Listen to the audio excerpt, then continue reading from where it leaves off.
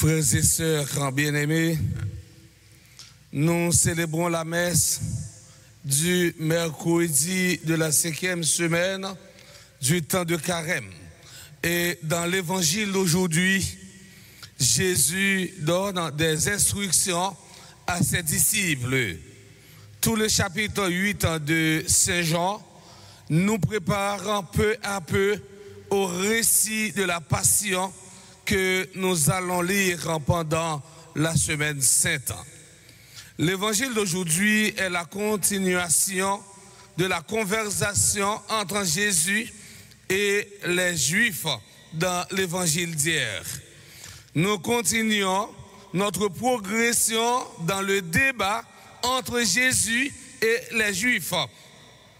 Juifs, eux-mêmes, ils étaient dans que fête tante là. Jésus adressé avec eux-mêmes qui gagnent la foi. On nous voit une après l'autre instruction que Jésus les mêmes les baillot.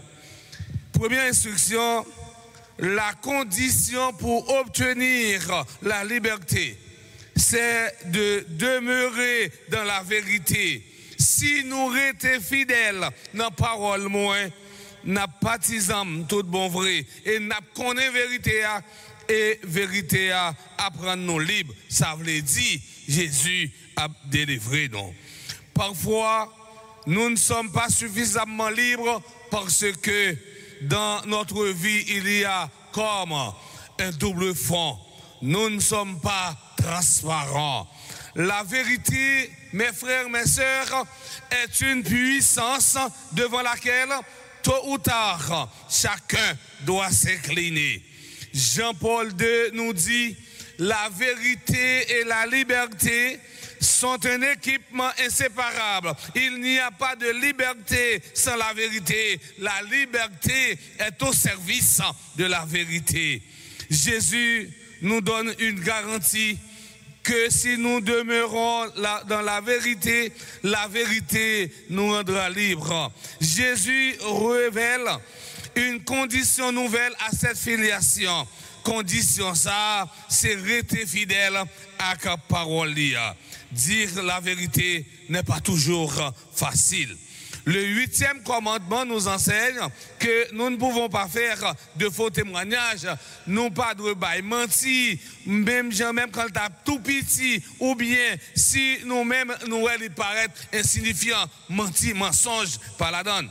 Que votre oui soit oui, que votre non soit non. Matthieu chapitre 5, le verset 37. Deuxième instruction, tout homme qui commet le péché est esclave du péché. Saint Pierre nous dit dans sa deuxième lettre, chacun est esclave de ceux qui le dominent.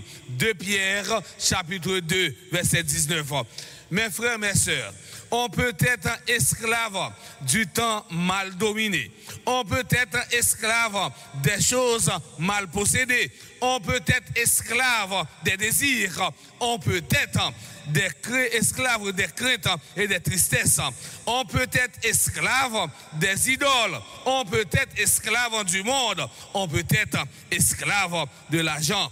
On peut être esclave des désirs de la chair. Mais le véritable esclavage, c'est l'esclavage du péché.